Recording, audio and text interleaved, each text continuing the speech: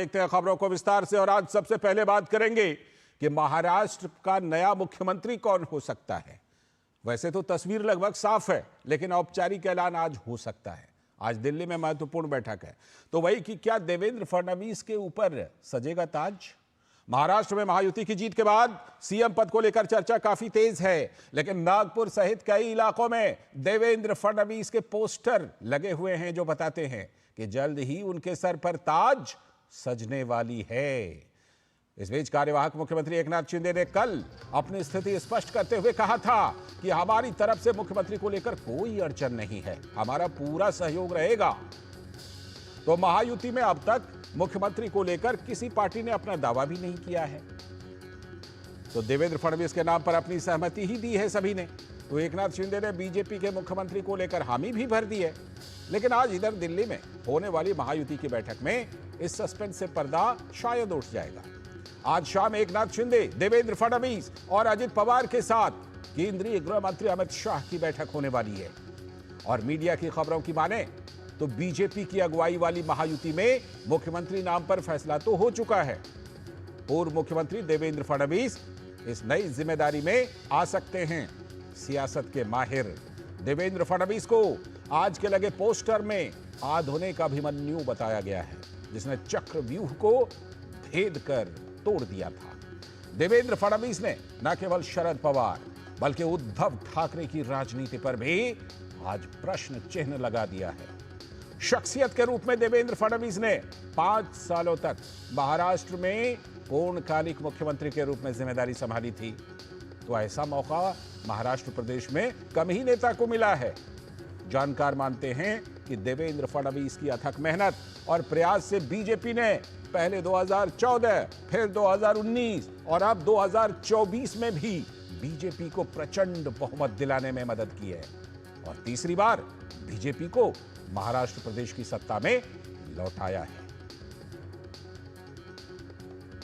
तो महाराष्ट्र में जो इस समय कार्यवाहक मुख्यमंत्री और शिवसेना के नेता एकनाथ शिंदे हैं, उन्होंने इस पूरे मामले पर क्या कुछ कहा था, सुन लेते हैं। सरकार बनाने में हमारी तरफ से कोई भी रुकावट, कोई भी अड़चन, कोई भी कुछ भी किसी भी तरह का अड़ंगा नहीं है। भारतीय जनता पार्टी के वरिष्ठ नेता जो निर्णय लेंगे मुख्यमंत्री पद के बारे में, जो उनका कैंडिडेट होगा, उसको हमारा शिवसेना का पूरी तरह समर्थन है। वहीं महाराष्ट्र बीजेपी के प्रदेश अध्यक्ष चंद्रशेखर बावनकुले ने कहा कि जो अफवाहें बनाई गई थी उनको एकनाथ शिंदे जी ने बिल्कुल साफ कर दिया। बहुत लोगों ने एकनाथ शिंदे जी के बारे में प्रश्न चिन्ह निर्माण किए थे, महायुति के बारे में प्रश्न चिन्ह निर्माण किए थे। एकनाथ जी नहीं चाहते कि महायुति की सरकार बने वगैरह वगैरह, बहुत झूठ बोला गया था, बहुत गैर समझ फैलाए गए थे। अनेक यूट्यूबर्स के माध्यम से, अनेक सोशल मीडिया के माध्यम से प्रश्न चिन्ह उठाए गए थे।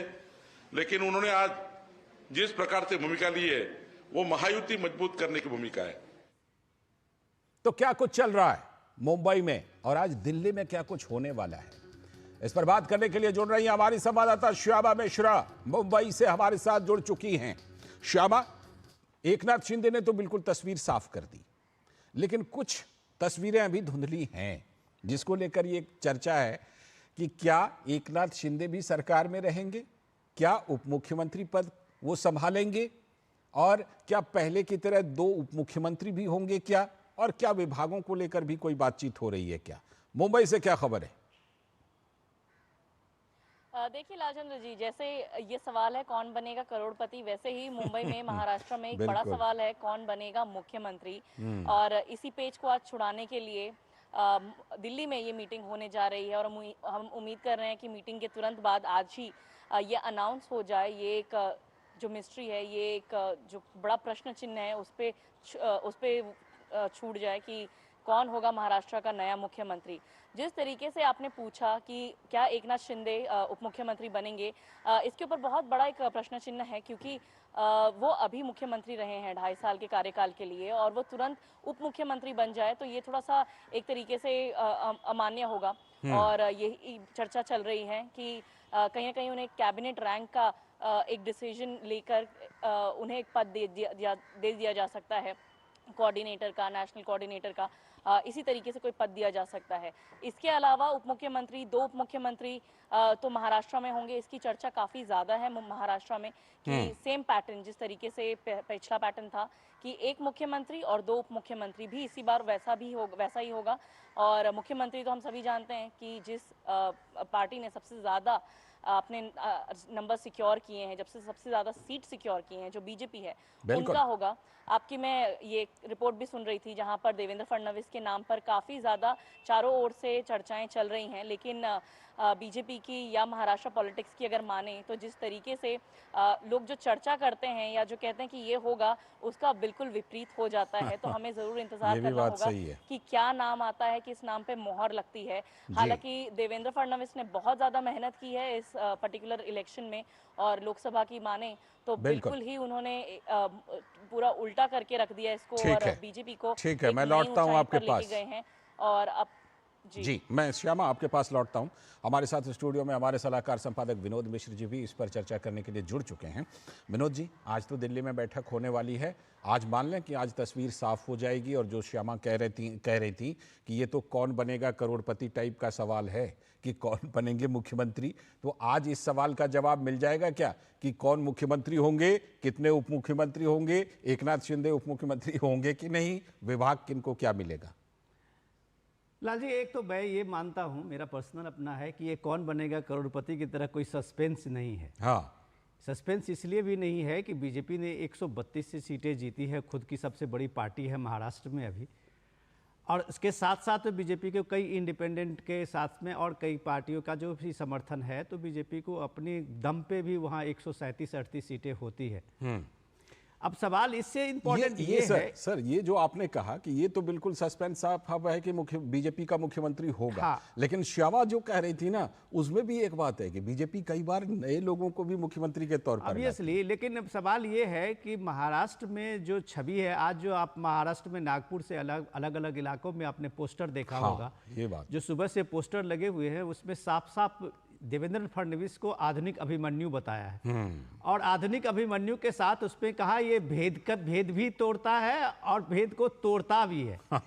तो सिर्फ ये भेदता ही नहीं है, तोड़ता भी है। तो आज महाराष्ट्र में बीजेपी के पास में जो देवेंद्र फडणवीस जैसे एक शख्सियत है, जो शरद पवार का, आप अगर पिछले 30 साल 40 साल के पॉलिटिक्स में, महाराष्ट्र के पॉलिटिक्स में आप उनको खारिज नहीं कर सकते थे, और शरद पवार के जो पॉलिटिक्स को अगर किसी ने धूल चटाई है तो देवेंद्र फडणवीस है।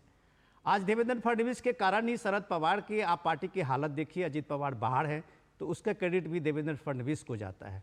आज आप उद्धव ठाकरे की सेना का देखिए कि वो पार्टी आज स्थिति में कहाँ है और किस रूप में संघर्ष कर रहा है, तो वो क्रेडिट भी देवेंद्र फडणवीस को जाता है।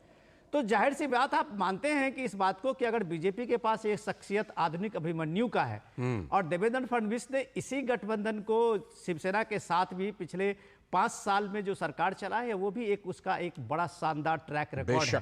बेशक। तो आप इसमें ये नहीं कह सकते कि अभी कोई एक्सपेरिमेंट की कोई गुंजाइश बनती है। एक्सपेरिमेंट की गुंजाइश इसलिए भी नहीं बनती है कि गठबंधन को संभालना चीफ मिनिस्टर से भी एक बड़ी जिम्मेदारी होती है। सच बात। और वो जिम्मेदारी देवेंद्र फडणवीस ने अभी इस गठबंधन की महायुति को 2.5 साल में चला के दिखाया है।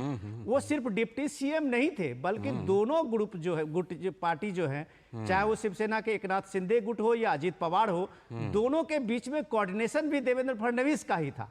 तो ये आप एक तरह बीजेपी के पास में जो इतनी बड़ी शख्सियत है, तो मुझे नहीं लगता है कि इस मामले में कोई एक्सपेरिमेंट होने वाला है। बिल्कुल। अगर लोगों ने आज एक पोस्टर दिया है देवेंद्र फडणवीस के नाम से, तो मुझे नहीं लगता कि इसमें कोई बीजेपी के वहां जो कार्यकर्ता और बीजेपी के जो लीडर है उनके मन में भी है, ऐसा मेरा मानना है। आप जो बताए, जितनी भी बातें आपने आधार बताई, निश्चित तौर पर बहुत ही दमदार बातें हैं, और बेशक उसमें काफ़ी दम है।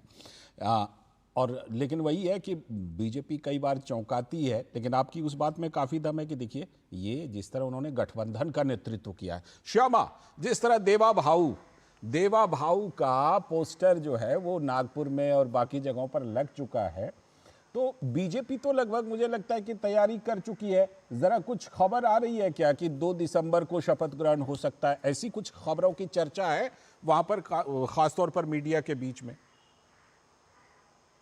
बिल्कुल चर्चा तो यही है कि अगले 2 से 3 दिन में शपथ विधि का समारोह कर दिया जाएगा, क्योंकि अब आज 5वां दिन हो चुका है रिजल्ट आके, और आज तक ये डिसाइड नहीं हो पाया है कि मुख्यमंत्री कौन होगा, कितने कैबिनेट मिनिस्टर्स होंगे, कितने नेता बनेंगे, कितने मिनिस्टर्स बनेंगे।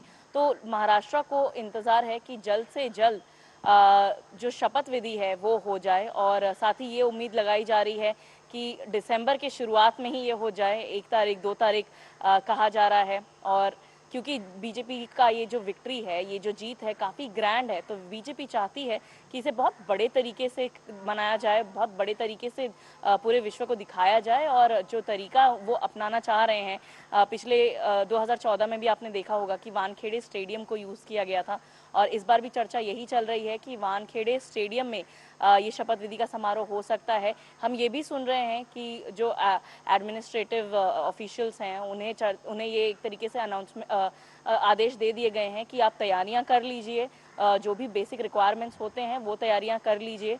तो ये तो साफ है कि बहुत भव्य तरीके से होने वाली है शपथ विधि, बस डेट का इंतज़ार है, और वो लगभग हम मान के चल रहे हैं कि आज शाम के मीटिंग के बाद में ये ज़रूर सामने हो जाएगा, हमारे यहाँ ये ज़रूर साफ हो जाएगा कि कौन होगा मुख्यमंत्री और कब होगी शपथ विधि। बिल्कुल, कौन होगा मुख्यमंत्री और कब शपथ ग्रहण होगा।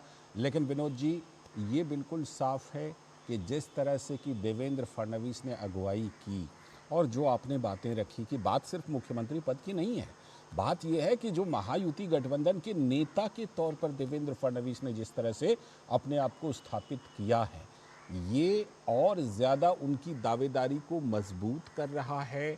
और जो एक चर्चा थी एकनाथ शिंदे को लेकर के, कल आप अगर उनके पीसी को सुनिए वो आपको लगेगा कि बहुत ही मैच्योर्ड नेता के तौर पर एकनाथ शिंदे ने अपनी बात रखी कि हम कहीं बाधा नहीं, हम तो पूरा सहयोग करेंगे। लाल जी, एकनाथ शिंदे एक मजबूत शख्सियत है, और मजबूत शख्सियत के साथ में आप देखिए कि असली सेना और नकली सेना के बीच का जो लोकसभा के इलेक्शन से अब तक जो लड़ाई छिड़ी हुई थी, एकनाथ शिंदे ने साबित किया है इस इलेक्शन में जी कि अब बाला साहब ठाकरे का अगर विचारों का अगर कोई उत्तराधिकारी है तो वो एकनाथ शिंदे है। इस बात को जनता ने उनको एक समर्थन दिया है। बिल्कुल, तो आप उनको, हम कोई भी लोग उसको खारिज नहीं कर सकते।